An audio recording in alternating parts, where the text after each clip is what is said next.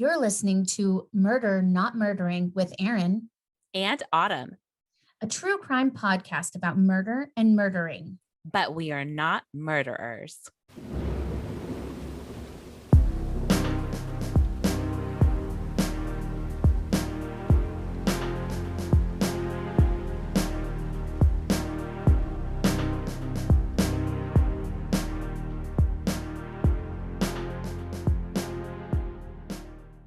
Hey everybody, it is time for another Murder Not Murdering with Erin and Autumn. And I realized I never put that poll up to find out what people want to call themselves. I know, we do need to find out what to call them. That's going up right after this episode. Even before this one airs, I need to put that up, guys. We both did decide we were not going to call them true crimers or Yes. murderers. Yes. So those are out. Those are but out. We Sorry. are open to other nicknames. Yes, wide it'd open. Be really fun if you guys picked your own. I'm into it. You know, we're just that cool that we need to have a fan base with a name. I didn't say that part, but I did want to bring up something very true crimey that's happened. Big news. I sent it to you this week because there is new DNA evidence supporting that they have solved the Jack the Ripper cases. Yes, you did. I was freaking out because that's in my era of crimes. It really is. Honestly, I'm surprised you haven't covered him. It's too overdone. I feel like everyone knows it, and everyone knows, like, even the details are already done. You know, like, I don't see a point in that one. Erin likes to be an individual. People, if you have a crime that you want to hear and every single podcast in the world has done it, send it to me. I'll still do it. Yeah, I won't. I won't. I will. Although I'm doing a crazy popular one tonight. But I want to circle back to Jack the Ripper real quick. Because they said the guy's name is Erin Kamiński. He was a Polish barber. And they said that he was an original suspect when it first happened. You know what's wild is I feel like people knew or had an idea of who these people were back in the day, but just because there was no forensic evidence, it was always just suspected. So much harder to convict someone. Mm-hmm. And then he, they found out this DNA testing from a shawl from a murder scene. The only thing is, critics are already saying that they don't believe there was a reliable chain of custody with the shawl. I could see that, but yeah. But also, I mean, it came from the crime scene. I don't know how this random man's DNA would have gotten on it in the chain of custody. You know what I mean? Yeah. Like, when did he have access to it? Right. Was he a police officer? No. So why would he be touching it? He was actually a diagnosed schizophrenic and ended up living in an insane asylum, is what they would call them back then. Was he a in the medical field at all, or just? He was a Polish barber. Interesting, so, I mean, because they were convinced that it was like a doctor. But that's still someone who had access to using blades. You know what I mean? This is true, because back then they did like straight razors and stuff. Yes. And we also don't know what his history was beyond that, or none that I saw in any of the things that I was reading. Because back then, you'd break down a chicken easily, or, he could have had a history in butchering or something like that. We don't know. That's a very good point. Yeah. So I don't know, but interesting new information for the true crimers. See, maybe that'll catch on. Jesus Christ. You used it, not me. Okay, I'm part of the problem. Yes, you are. I need to stop trying to make fetch happen. I'm a problem. Mean Girls. Who doesn't? I mean, honestly. No one of any value. Just kidding. Anyways, we're going to get into this. And Autumn, you are going first this time. I am. So buckle up. Don't suck. No pressure. No pressure. Just judgment from me. But also, I never suck. So I'm always amazing.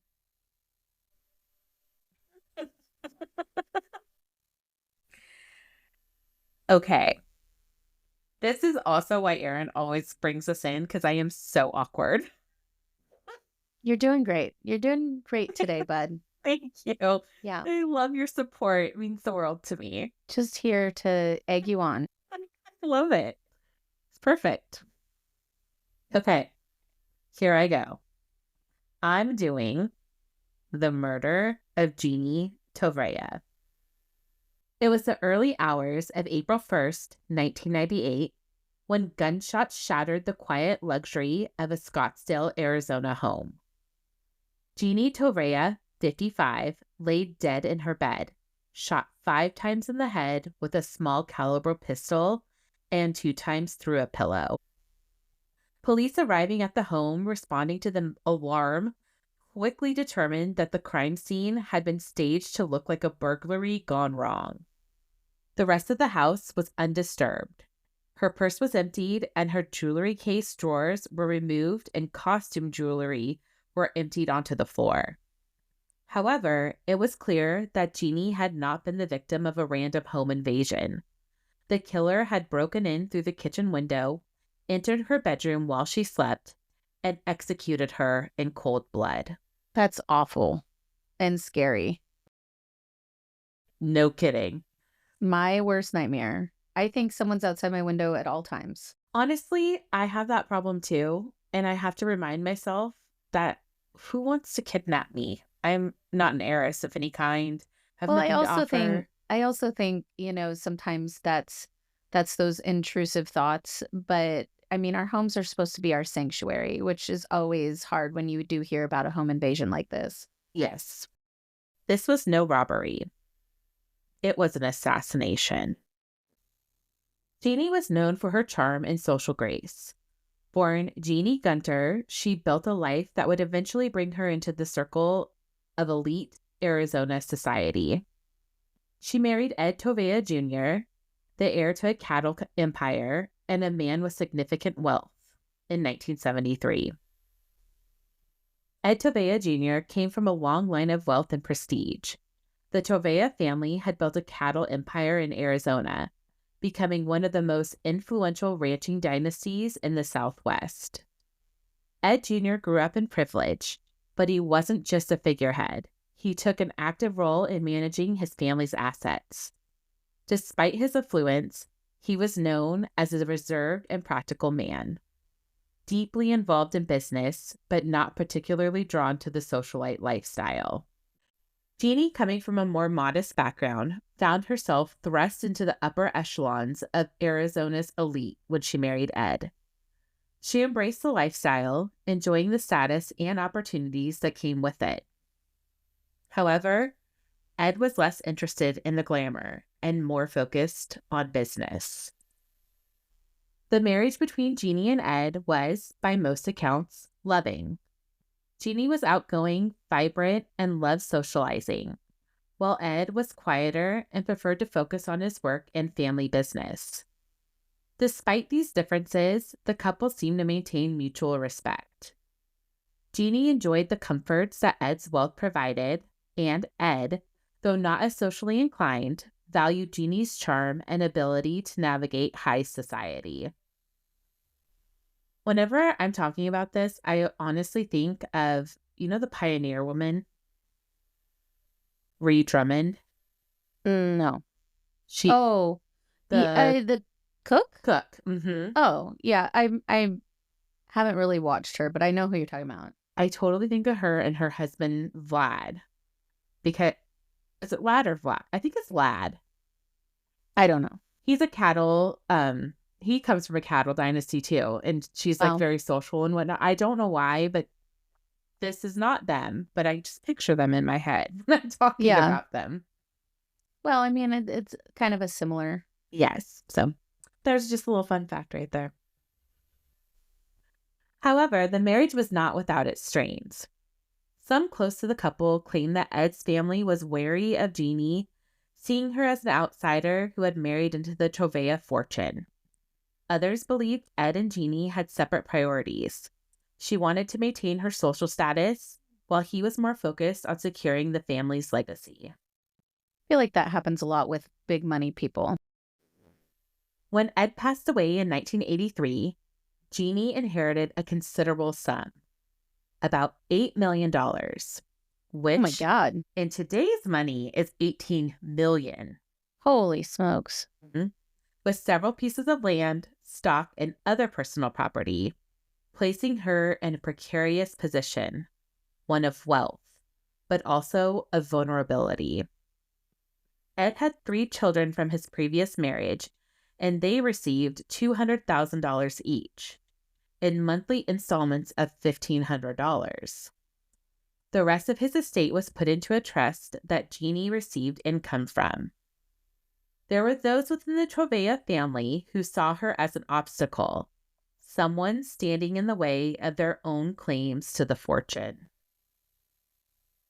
And I know this might sound weird, but giving them $200,000 each and then her like $8 million, I could see how they might be upset. Yeah, I would understand that. It's surprising that he didn't set up a trust for the kids, with the bulk of the money and something to keep her comfortable for the rest of her life. There's plenty of money to go around. Absolutely. And they had been, and I don't want to say only, but they had been only married for 10 years. So you would think that his children would receive the bulk of the You fortune. would think. But also we don't know his relationship with his kids either. This is true. In the weeks before her murder, Jeanne confided in friends about strange, anonymous phone calls. A mysterious man kept asking about her late husband's estate. She was unsettled, but brushed it off. Then, on the night of April 1st, 1988, she returned home after an evening out, completely unaware that a hired killer had already broken into her home and was lying in wait. A hired killer?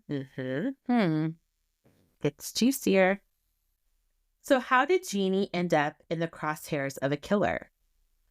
The answer lies in an elaborate ruse. The assassin used the alias Gordon Phillips and presented himself as a businessman or corporate consultant interested in Jeanne's late husband's estate. Over several weeks, Phillips made repeated calls to Jeanne inquiring about real estate holdings and potential business opportunities. He was charming, well-spoken, and persistent. According to acquaintances, Jeanne, who was used to dealing with high-profile individuals, did not initially see anything suspicious about the inquiries. Then, Phillips claimed he had insider knowledge about lucrative deals connected to her late husband's estate. This piqued Jeanne's interest. He carefully built a rapport, convincing her that he was a legitimate contact. However, what Jeanne did not know was that these calls were merely part of a larger plan. Gordon Phillips was not looking to do business. He was gathering information about her habits, schedule, and security.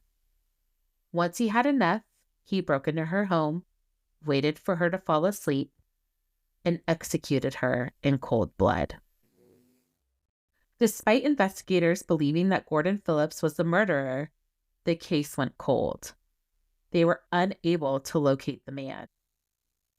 And now this is all predictable. Anyone that's listened to this podcast is going to just know the second I say this next part what's about to I go know what's down. coming. I know exactly. I was like, how are they going to catch him? And then I'm like, Ready cue the for music. I mean, at this point, everyone knows. In April 1992, a new episode of Unsolved Mysteries aired. Yes. One that reenacted the murder of Jeanne Tovrea. During the show, a key piece of evidence came to light. A chilling message from an answering machine tape. This message came from the man named Gordon Phillips, who had been in contact with Jeanne just before her murder. Nearly 2 years after that broadcast, in January of 1994, a breakthrough came with an anonymous caller reaching out to authorities. This caller identified the voice on the tape as none other than James Herod, a name that would soon be at the center of the investigation. So, who exactly was James Herod, and what role did he play in Jeanne's death? Police discovered that James had been in frequent contact with a man named Ed Tovrea Jr. Yes, Jeanne's stepson. There were multiple calls and money transfers between the two, hinting at something far more sinister than just a professional relationship. Yeah, of course. But what was this connection? Why was James Herod communicating so often with Ed Tovrea? The contract kill. Yeah, what? That's I'll what answer I'm your saying. questions.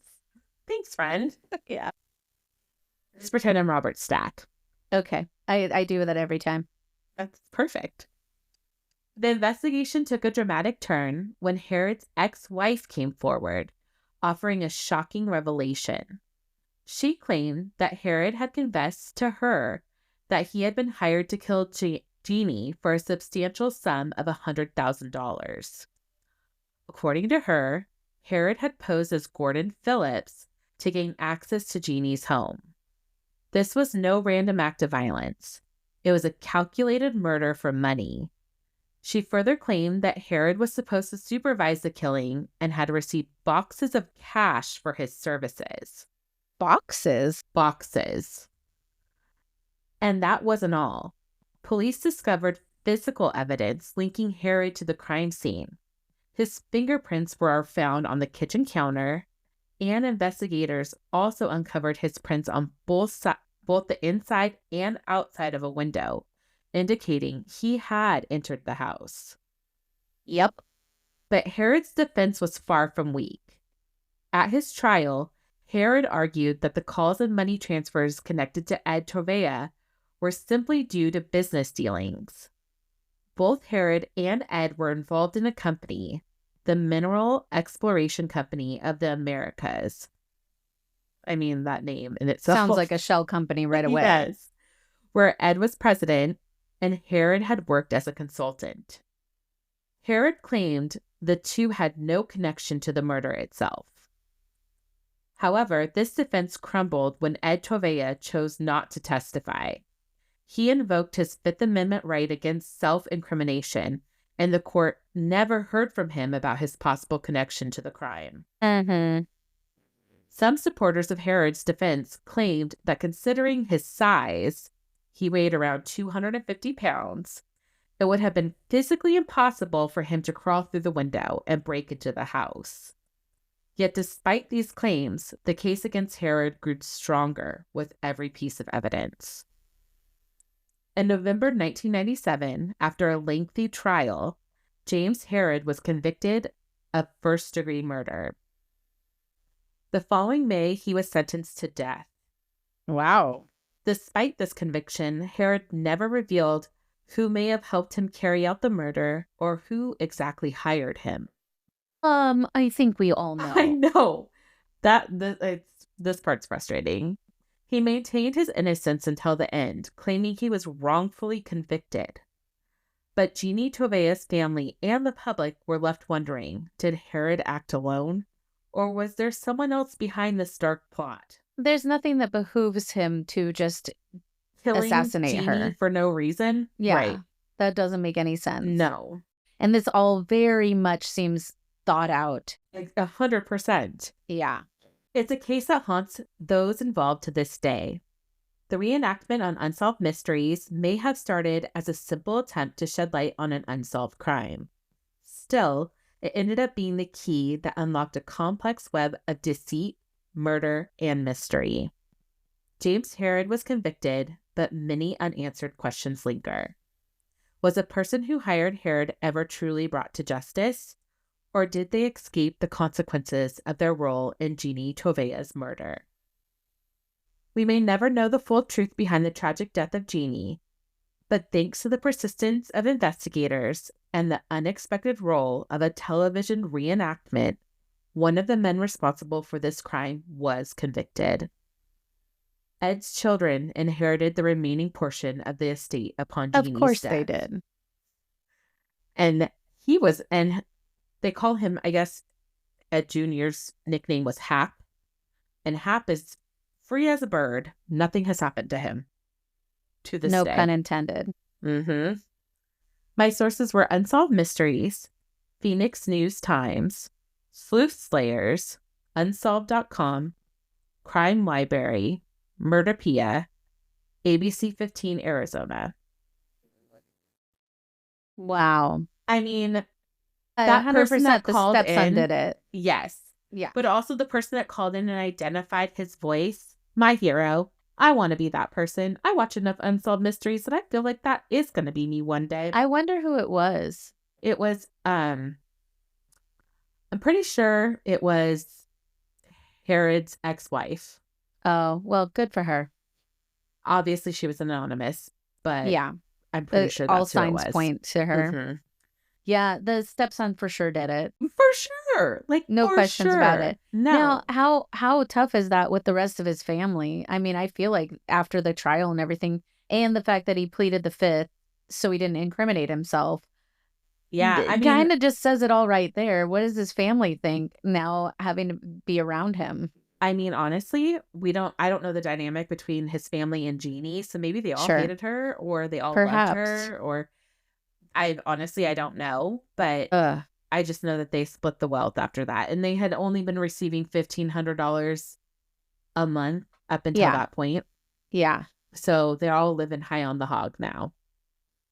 On the cattle. On the cattle. Mm. And it happened on April 1st, which was April Fool's Day. Mhm. And it took everything in me not to make any puns about that. Wow. Thank you for your restraint. No fooling. No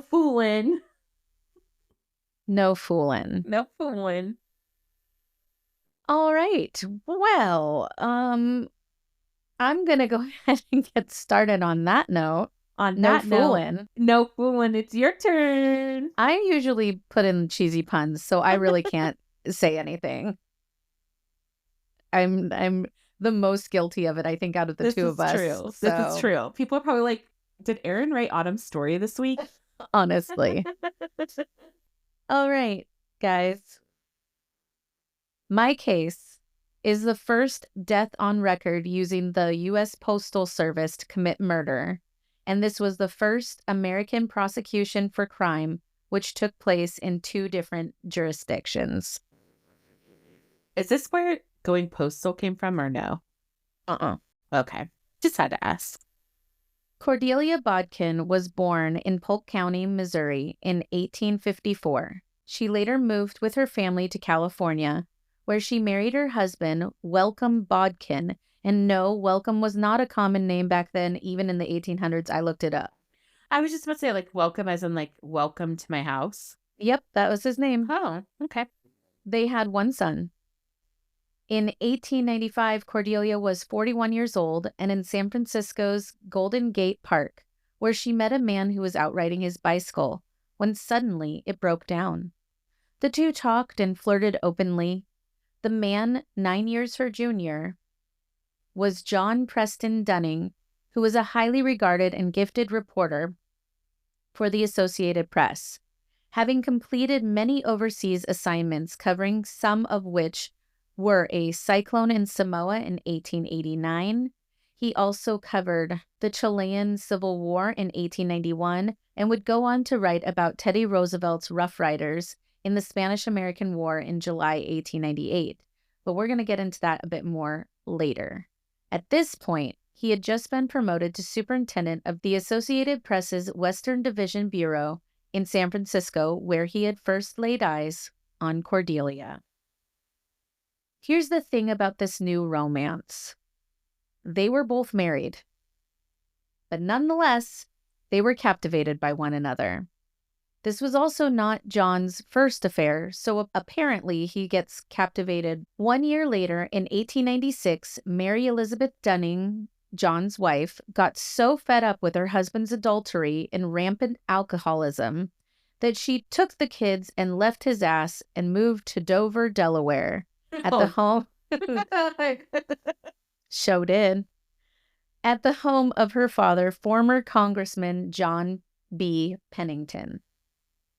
Cordelia and John Dunning were constant companions and lovers.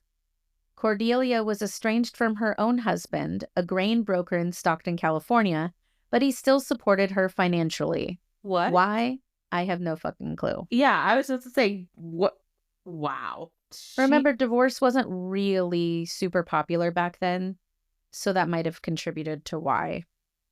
But both of them seemed to be going down a rough road together. John was fired from his prestigious job at the Associated Press when they realized he had embezzled $4,000 in office funds to pay his gambling debts and excessive drinking. Sweet. Yeah. In addition to that, he was also let go from the Salt Lake City and San Francisco newspapers. He then moved into Cordelia's hotel room where she lived at the Victoria Hotel that her husband paid for. The one that she's not with. Mm-hmm. From start to finish, the affair lasted 3 years. It met its demise when John, by some sort of miracle, got rehired at the Associated Press in March 1898 to cover the Spanish-American War. When he left San Francisco, he dropped a bomb on Cordelia by telling her that he was never to return because when his job was done, he was returning to reconcile with his wife, Mary Elizabeth. He visited his wife before leaving for Cuba when he helped survivors of the Spanish battleships that were sunk at the Battle of Santiago de Cuba on July 2nd, 1898. So not a completely horrible shitbag, but, pretty bad. 98% shitbag. Yeah. Cordelia was nearly inconsolable. The man she had spent the last 3 years with, the one she left her husband for, was gone just like that. But don't feel bad for her, because Cordelia found a way to pass the time of her grief by sending Mary Elizabeth anonymous letters in the mail detailing everything about John's torrid affairs. Then on August 9th, 1898, it all escalated when Mary Elizabeth opened a box with little rows of chocolate creams, oblong bonbons, and chocolate drops covered in sugary sprinkles. The box was addressed to her at her home in Dover, Delaware. There was a note saying, "With love to yourself and baby," signed Mrs. C. Mary Elizabeth knew a lot of people and assumed that the gift was from an acquaintance. John at some point told Cordelia of his wife's passionate fondness for candy. Mary Elizabeth ate at least 3 pieces herself and shared the rest with her sister Ida, her daughter, her niece, and a couple of neighborhood children who'd stopped by after dinner while sitting on the veranda at her father's home. After 2 days in agony, her older sister, 44-year-old Ida Harriet Dean, died on August 11th, and sadly, Mary Elizabeth, now aged 35, succumbed the day after. Luckily, the others who ate the chocolate survived. In the August 17th edition of the Wilmington, Delaware Daily Republican, there is a quote saying, "At the coroner's inquest last evening, Dr. T.R. Wolfe, state chemist of the Delaware College, testified that he analyzed 3 pieces of candy sent to Mrs. Dunning and found that it contained large quantities of arsenic. 1 piece of arsenic, he stated, was as large as a pea. He added that there was enough poison in the 3 pieces of candy to kill 4 people." Wow. Now that could be the end of this story if it weren't for her father, Mary Elizabeth's father, who sleuthily noticed that the handwriting on the notes seemed familiar, and it matched the taunting letters Mary Elizabeth received about the affairs. Luckily, he had kept them in a drawer. Police swiftly traced the candy to a shop in San Francisco, and from there to Cordelia Botkin. A clerk remembered her buying the box. A druggist recalled selling her arsenic, which she claimed was going to be used to bleach a straw hat. Then there was some disagreement between the 2 jurisdictions about whether she should be tried in Delaware or California. It was finally decided that Delaware police would take the evidence, the remaining candy, wrapping paper, letters, etc., and send it to San Francisco, where she would ultimately be tried. Cordelia Botkin was tried in court by Judge Carol Cook. This case and sordid affair was irresistible to the public. There were so many articles and courtroom sketches that I will share on our Instagram. It's a treasure trove. Cordelia was very vain and she loved her photo being taken, so she posed for many newspapers. She also entertained frequent guests in jail. Oh. They had the handwriting analysis, and then the prosecution said they also found paper, string, and the seal of the candy box in her apartment at the Hotel Victoria. The evidence was clear, they argued. Cordelia had cut the string so she could open the box, doctored the chocolates with arsenic, and then sealed it all back up. More than 500 people were turned away from the courtroom on the day of the closing arguments. The San Francisco Examiner set up a bulletin board on the street outside where journalists posted summaries of the trial's progress. Cordelia was convicted of first-degree murder on December 31st, 1898.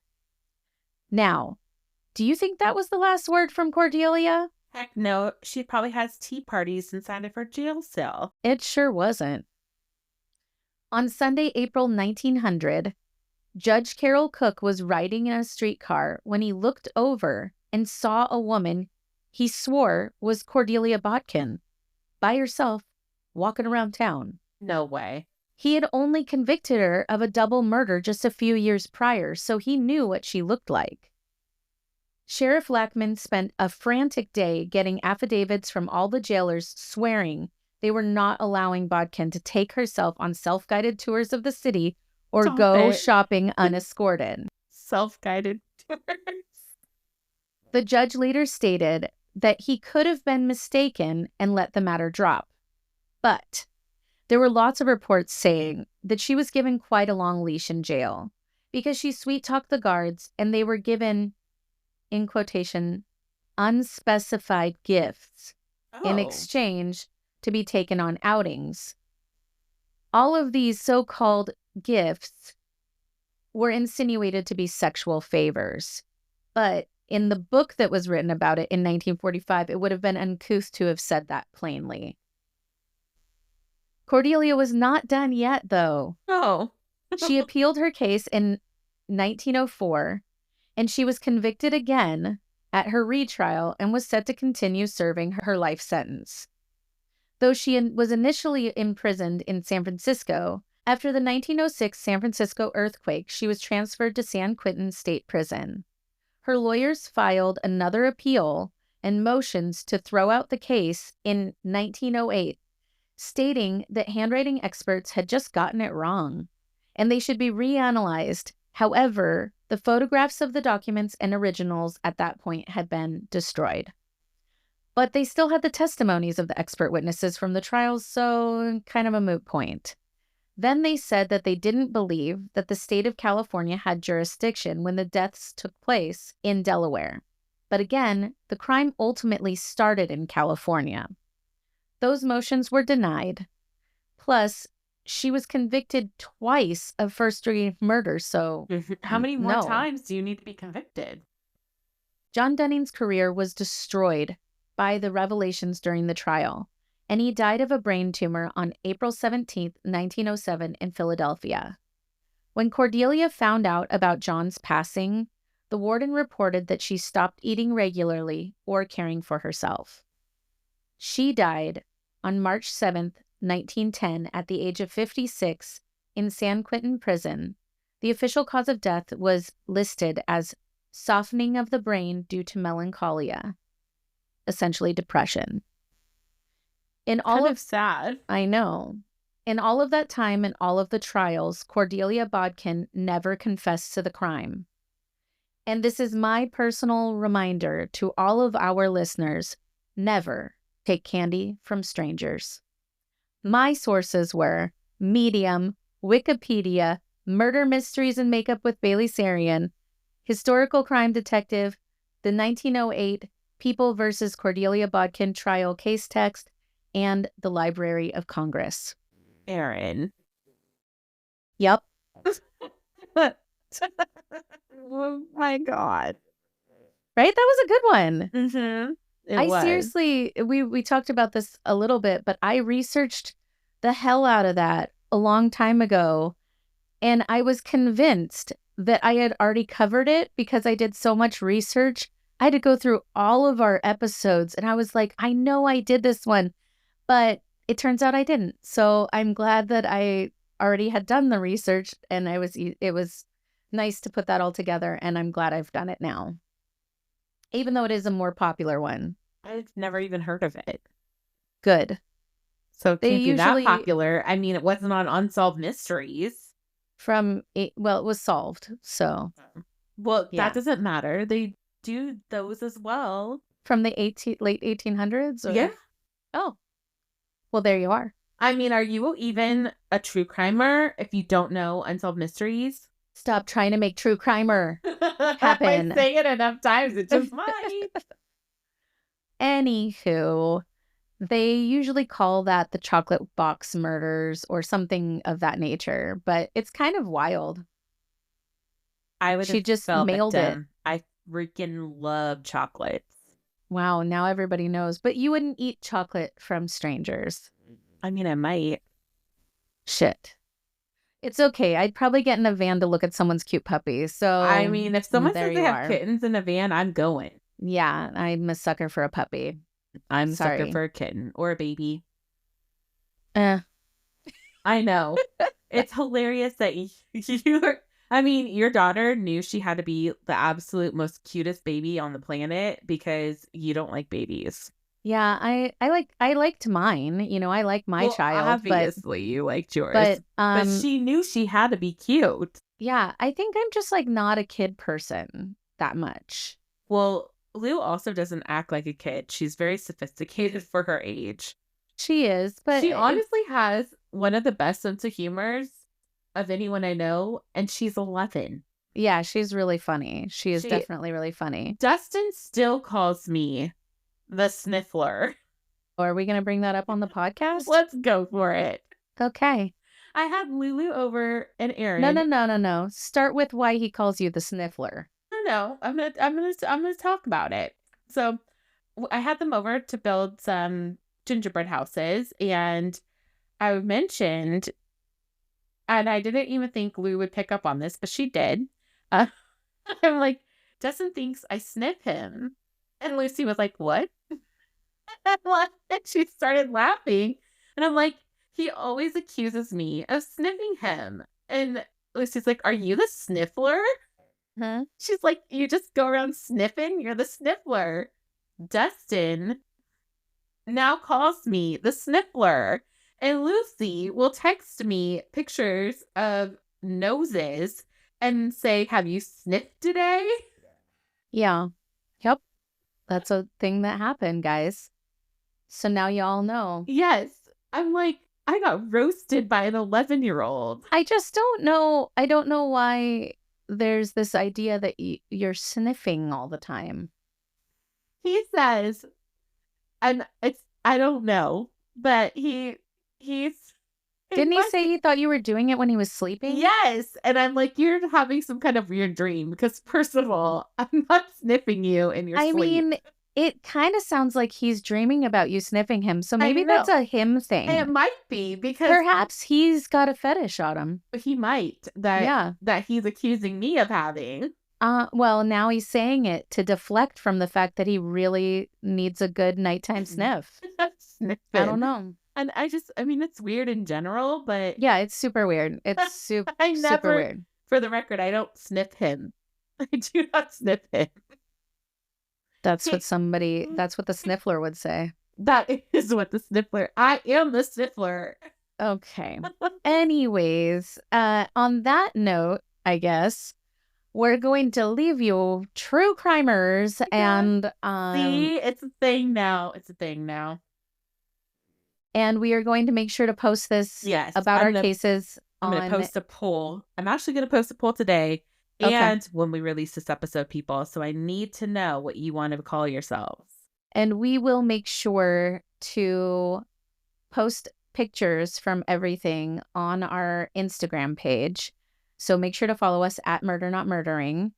And if any of you have any ideas or cases you'd like us to cover, please slide into our DMs. Yes, I have one that I am researching actively that I've Oh. gotten a couple people DMing me about. It's very, very, very local. Oh, So I there's like that. not a lot of sources. Fair. So it's taking a little bit longer, but I'm working through it. That's a teaser, folks. Well, we will see you next week, and new episodes will come out on Mondays now from here on out. So look forward to those. We will spice up your Mondays. Okay. Bye. Bye.